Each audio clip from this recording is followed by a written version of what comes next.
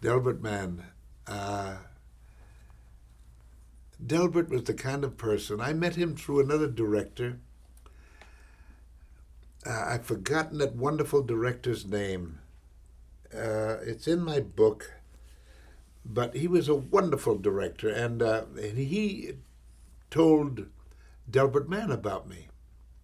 So Delbert called me in, and said, I'd like you to, we're going to work together. And so, fine, sir. And I suddenly found a teacher.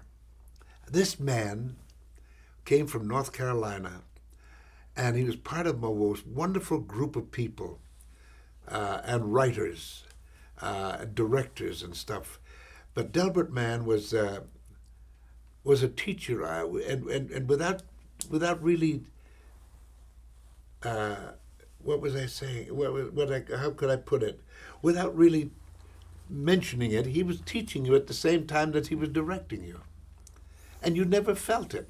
You never felt that he was teaching. It was just like, I always told him, I said, I just did something here that I could never have imagined in my mind, thanks to you. And he said, well, thank you very much. I appreciate that, And we went on to do a number of things together.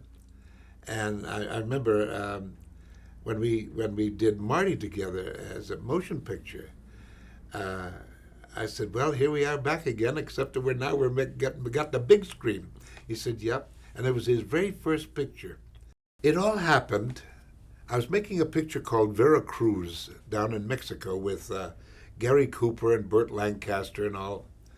And Delbert came down to get a few ideas of how to shoot outside, because he had always been used to a studio, and he wanted to get some kind of clue as to what to do outside and everything else. And so he had Bob Aldrich as his teacher. And Bob Aldrich said, you're going to do this picture. He said, would you mind very much if I look at the script? Marty said, no, not at all. So he read the script, and a couple of weeks later at a party, he was asked, who in your mind could play this role of Marty? And he said, I know of nobody else, he said, but Ernest Borgnine. Are you kidding? He said, this guy's a killer. He just goes around killing people. That's all he does in his pictures, He stabs them to death and do the... No, he said, don't kid yourself. He said, this guy could do it. So they said, okay, we'll take a chance. So they called me in, and they said, we've got a part for you in a picture called Marty. I said, fine, that's wonderful. I'd be very glad to play any part. He said, you don't understand us. He said, we want you to play the role of Marty himself. And I looked at him and I said, do you have faith in me?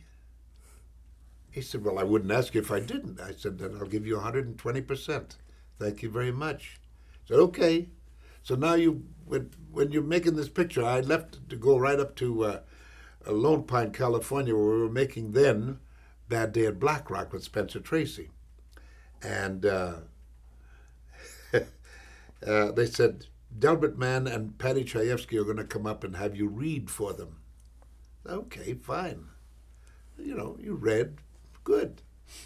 Well, make a long story short, I was leaving the cast of Bad Day at Black Rock one day. And Spencer looked at me and he said, hey, where are you going? He said, if anybody leaves here early, it says me, I'm the star here. He was kidding, of course.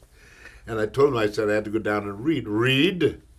He said, you don't read anymore. He says, you're a star. I said, out of your mouth to God's ears.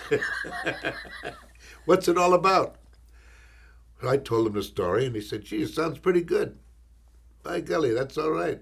Oh, don't worry about it. He said, you go on ahead. You'll get it. Don't worry about it. Well, I went down, and I walked in, and I had a cowboy hat on, and a 3-day growth of beard, and pants, boots. And Patty was sitting along. They'd just come up in an airplane, little plane bouncing all over these mountains, going up to Lone Pine. And they were kind of a little sick, and Delbert was stretched across my bed. And I looked at this man sitting in the chair. I'd never seen him before, and it was Patty Chayefsky. And he looked at me, And you could just see in his eyes say, "This is Marty?" It couldn't be, you know. Well, make a long story short, hi, fellas, how are you? Hello, good to see you. Delbert, wonderful to see you, sir. All right. And I went in and kind of washed up a little bit, you know, and so I said, well, let's get ready to start. I said, well, you know, Ernie, he said, we've been talking. He said, we feel that, and he got to the word but on his excuse. I said, sir, I said, believe me, if you feel that I'm not right for the part, you know, I'll help you find somebody, because I said, I feel quite strongly about this. I feel that, you know, this could be a heck of a great motion picture. So they looked at each other and they said, okay, come on. Well, we started reading. And instantly I forgot my first 6 lessons in acting that I had learned at way back in at the Radlin School of Dramatic Arts. And he said, wait a minute. He says, you're doing this with a Western twang. I said, oh, Dad, forgive me, you know.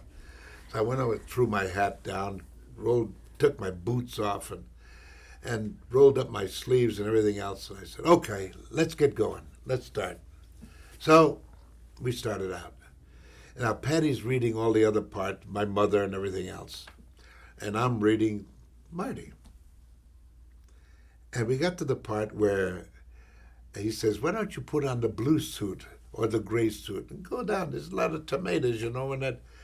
And I turned to him and I said, Mom, don't you understand? I'm just an ugly, ugly man. And I started to cry because I was that much into it, you know. And I turned away and I came back for my retort, you know. I said, all right, I'll put on my blue suit. And I saw him crying. And I looked at Delbert and he was crying. And inwardly I said, God, I've got the part. It was the best performance of my life that day, to try to prove to those 2 men that I could do it. I went back the next morning. Spencer looked at me and he said, huh? I said, I got the part, sir. I got it. Oh, boy. Great. That's wonderful. The next year I beat him out for an Academy Award.